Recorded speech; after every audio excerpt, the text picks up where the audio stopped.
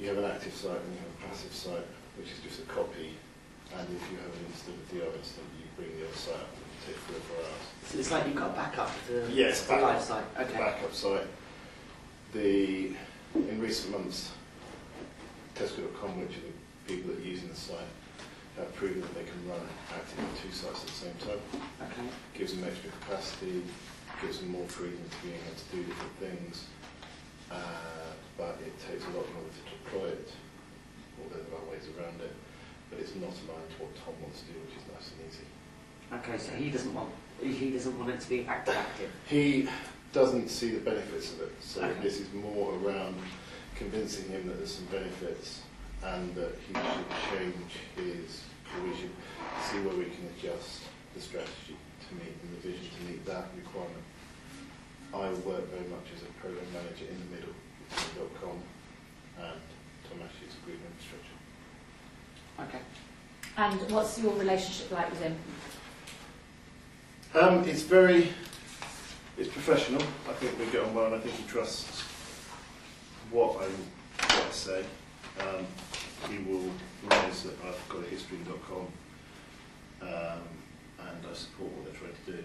And he will normally come out with things like, if you support it, it'll stand over it, and I'll do it. But it's only to convince him that it's the right thing to do and there's benefits to do it.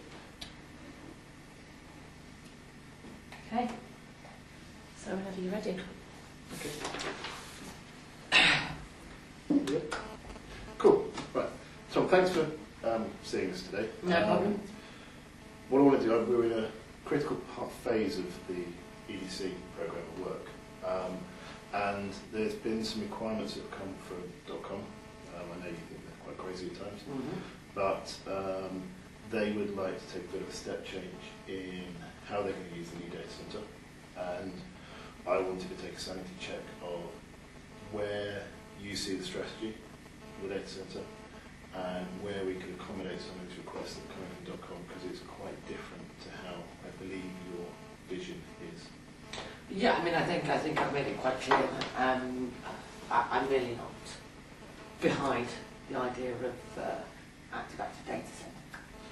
Okay, I can see, and I know you've understood in the past that you believe the active data centre is going to check that you think it's a lot simpler to deploy if we deploy a passive data centre, we just use it as a backup. Yeah, I think that's definitely the way we should be working. You know, that's the way we've done things before, and that seems to have been beneficial to us. So I'm really not behind this idea of changing things. I think there's some great opportunities here to work closely with .com and show that we know that they're different from whatever other business units we're working with. I think, can I get it right, that your driver for deploying the data centre as you would with bank is that you want consistency? Yes, and I would like that all across the businesses. Yeah, which is understandable, and I think everyone .com's aligned to that. They know they've taken a number of steps to basically align themselves with what we've asked for, so they're using common hardware, common servers, common storage, they're using Zen and all the other technologies that we use.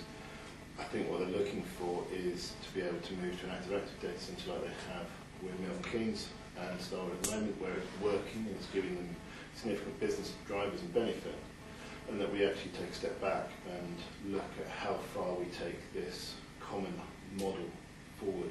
I mean, I'm not, as I said, I'm not keen to move this model forward. I think I've made that very clear. Why would so, you? Sorry. I find it a little bit wasteful of my time to sit here discussing something that I've made very clear I don't want to go forward with. Okay, but I would like to look at why you don't feel active why is active a waste of your time? Well, I can't see how this would benefit the business. I don't see how this amount of change and lack of consistency throughout the business is going to be beneficial in any way. By doing this, Tom, we're actually driving consistency. We're driving that model of how far up the stack we want to go with the consistency. All we're doing to .com is giving them a different model to work under. We personally don't manage and not responsible for the applications that run on these servers.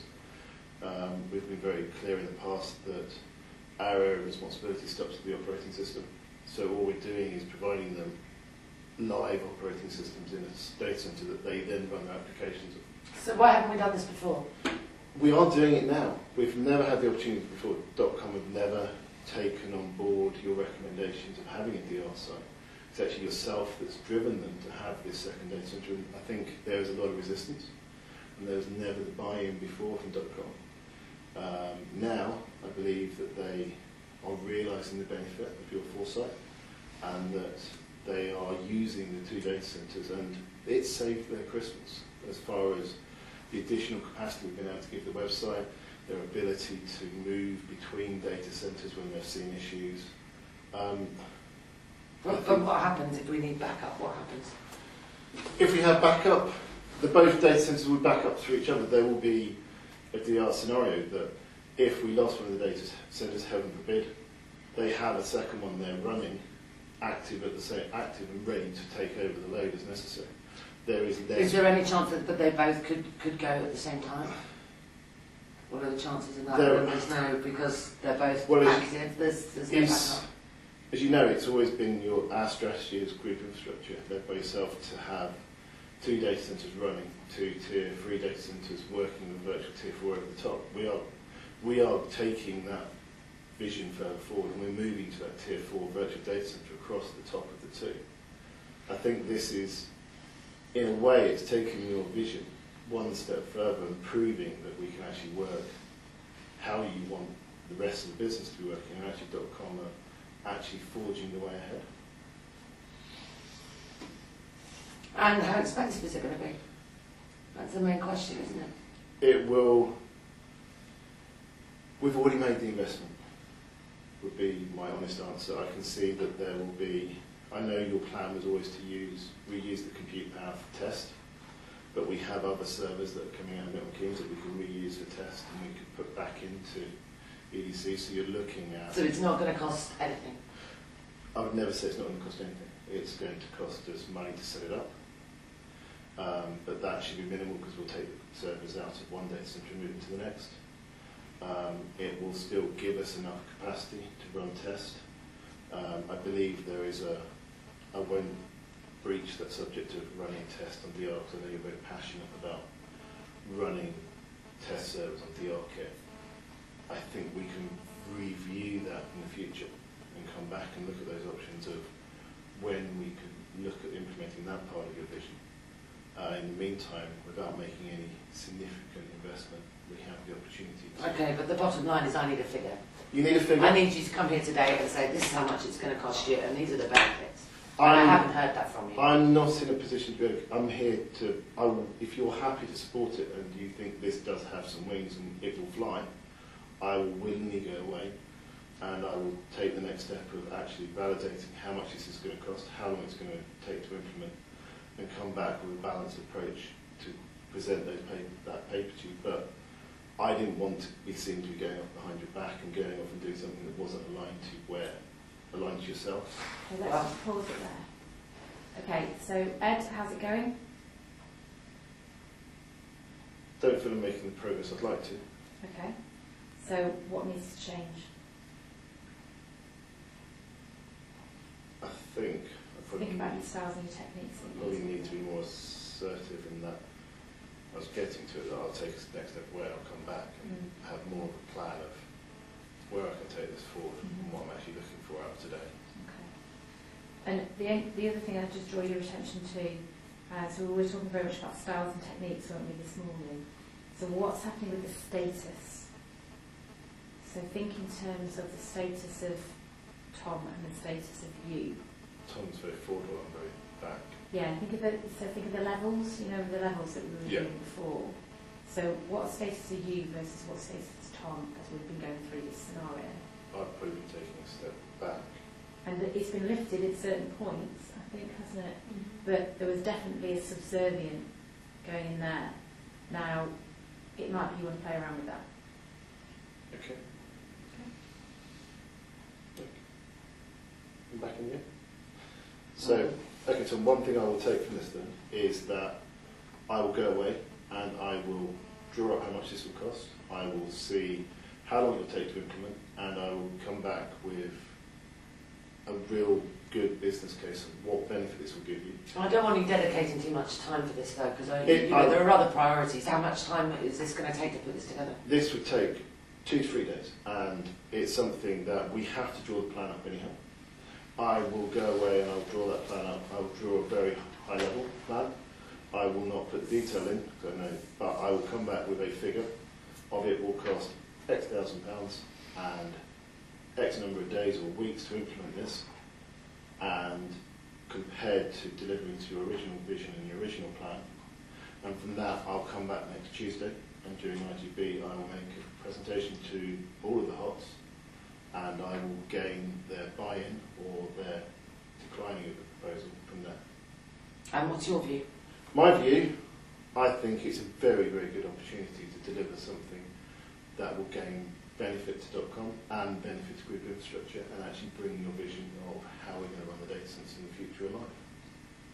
So, big picture, what do you see?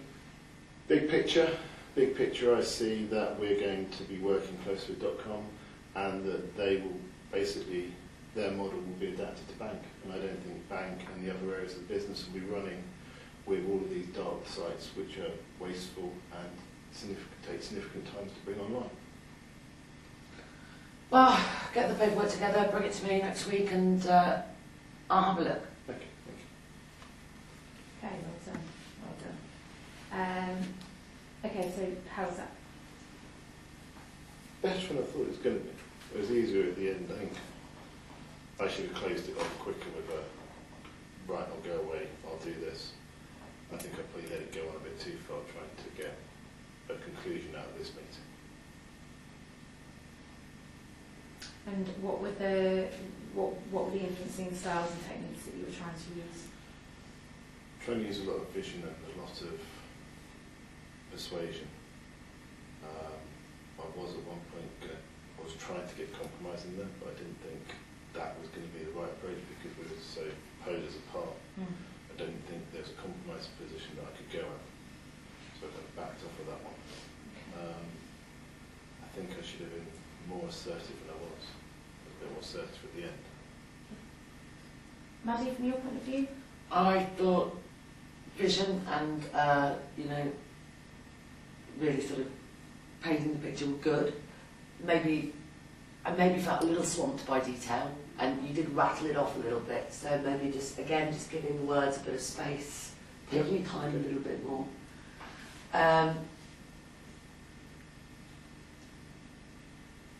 I think possibly there were moments when you could have brought me into the conversation a bit more. I did feel a little bit steamrolled sometimes.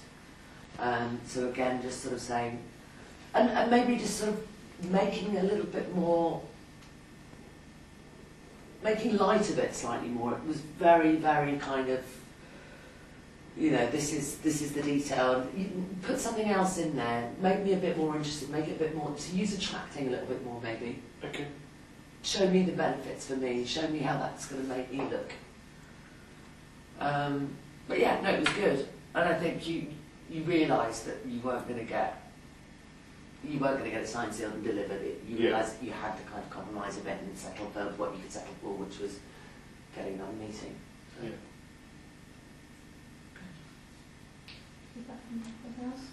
I thought what Ed did very well was he maintained his composure throughout. He was animated enough that you were animated enough that you didn't seem disinterested or whatever, but even though you were getting quite a lot of pushback, you remained calm, you remained sort of measured in your approach, and I thought that worked very well. Good. But you flattered him. Was that when using the benefit of your using foresight, your vision, taking your vision one step forward. I'm not sure if that was hard, also, but not assertive enough in my notes as well. In the sense that I think you kind of play a role underneath and you're saying, well, you're big and powerful and you did this amazing stuff, and I kind of felt it was a bit, you should have gone, well, I want to do amazing stuff too. This is what I want to do. Yeah, fair enough.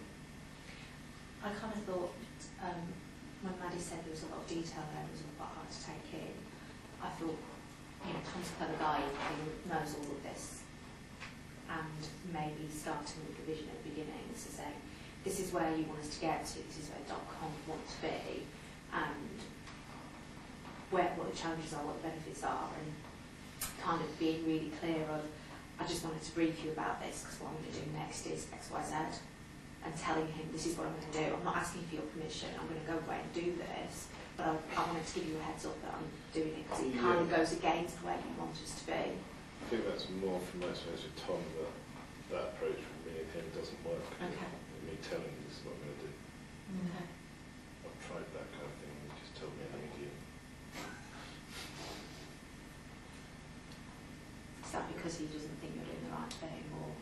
No, because he has very much one vision of how it's all going to be done, and his way is the right way. It can be quite difficult to work around that. That's why I thought that if you acknowledge his vision at the beginning and say this is where .com want to be, why it conflicts with his vision, because you can still use all the flattery and everything. Whenever I've tried that in the past, with this is what your vision is, it's like, well, yes, that's my vision, and that's what it's going to be. And that's, I don't know how to. That's one thing. And the question, and this is something that we're having to think about more and more and more, is Rob's vision. What's Rob's vision? What's Mike and Matt's vision?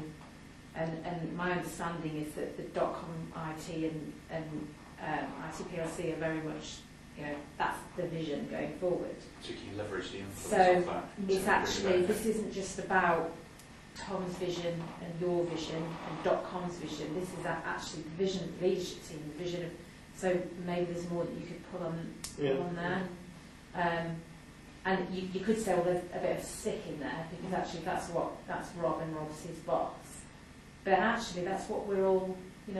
That's the vision of the leader. So how does that link? Yeah, that's fair. Also, if you were to ask, how does Thomas react when you ask for his view or his support, his advice on how best to move forward? Would he be flattered by you asking for his advice? Because if you positioned it in this is what I'd like to do, but I'd be interested in your advice, rather than this is what I'm going to do. Whenever I've asked for his advice on those kind of things, it's always been very. I think he's got an experience which is A, and A is not what .com does. Right. And he's trying to make .com fit A rather than moving A to me more in line with B. So do you think he's right or wrong? It's going to be a wussy answer, but he's right in some ways but wrong in others. And the problem I have in my day-to-day role is I sit between two very, very polar sides that I think Tom and Luke, who are the two force I interact with, really don't get on. And this is where you have to be mindful of, and this is the political power, and actually taking that out of it wherever possible. Like I sat in .com last night and I had Luke come over and told me that all of the leadership team over PLC were a good bunch of, I won't say what the word was. Right. And I have to try and work through that. Who do you see as your boss? Thomas. So would you, supporting his view, recognising his view, and acknowledging that what some want to do is different? Because that's the kind of flattery angle, isn't it? Because it kind of sounds to me that you are almost trying to be completely in .com's ballpark, and you're not looking for how you make Tom's vision meet what .com needed to do. You're kind of trying to make Tom take on what .com want to do, whether or not it's right or wrong. I think with the topic I discussed, I am coming down on .com side because I think that is the right thing, and they are so far further forward than where bank are and other areas are, that there is an opportunity for them to forge forward and take others with them. So, a couple of things. So we need to come to a close now with this one. I'm not sure that's come through. So I think you've gone in on quite a subservient, actually, yeah, that's fine. with based on possibly experiences that you've had before with Tom, but you actually, when you talk about it, I'm seeing some of the passion and the kind of actually your opinion come through, and actually, could you do that more? And yeah, there might be a red, fiery debate, but, and again, I'm not saying that he's an interesting character, but you know, maybe it's about time you had that, you know, more of a challenging kind of conversation and bring more of your assertiveness in there, because the status thing is a really important one. And I think if you go in with a more matched status, then I think that there would maybe be some more respect that's built within that conversation. Yeah, okay, I suppose I'm wary because my Q1, where I went in massively high status. Yeah, but was that not airing on a arrogant, negative, flippant, you know, on flipping on that? Yeah. So it's positive. You've got there's loads of positives that can come from this, and it's just packaging that up. Yeah, that's right. And I think that's fair. And then the only other thing I would say is, are you the one to influence Tom? So this might be the first stage, but what about getting Luke in the room or somebody else? Now that could be fireworks, but actually, sometimes I do think we fight battles for other people. When actually, look, if you've got an issue, you two sort that issue out, and I will facilitate where I can. But there might be something else there that you know I need sorting. I had an example of doing that a couple of years ago, and for me, it was the most fearful thing I could have done. But I just reached a point where I just said, enough's enough. Mm. I thought, what's the worst that can happen? Well, okay, I've aired my view. But I've done it professionally. Yeah. You know, and there's a problem with the ways of working. Actually, like sometimes you have that courage. Yeah, and you're just the go-between. So actually, how do you resolve that? Yeah. And that might not be for now. That might be actually as an option if that situation doesn't work. But sometimes I do think it is definitely actually recognising when we're not getting anywhere with this. Yeah, that's fair. Can I ask a question? Is your body language always the same? In spite that you're laid back and pen in hand and... Because it's interesting, because I'm sat here, and for me, I'm seeing it as being, well, my status is sort of, you know... Yeah. Not always, no. I think... Because it's really interesting, when I see you sat here, it's almost as though you're absolutely sat there. Yeah. So I never see the sort of person that's here. You've got someone who's quite forward and engaged in the conversation, you're kind of... You started off forward, but they're playing with the pen. So remember these thousand signs that we're sending off. Just, I guess it's just bringing that into it. So if we're wanting to create a higher status, what are all the little things that could lessen the status? Yeah, that's right. Yeah, good point. Okay, all right, well done, Ed.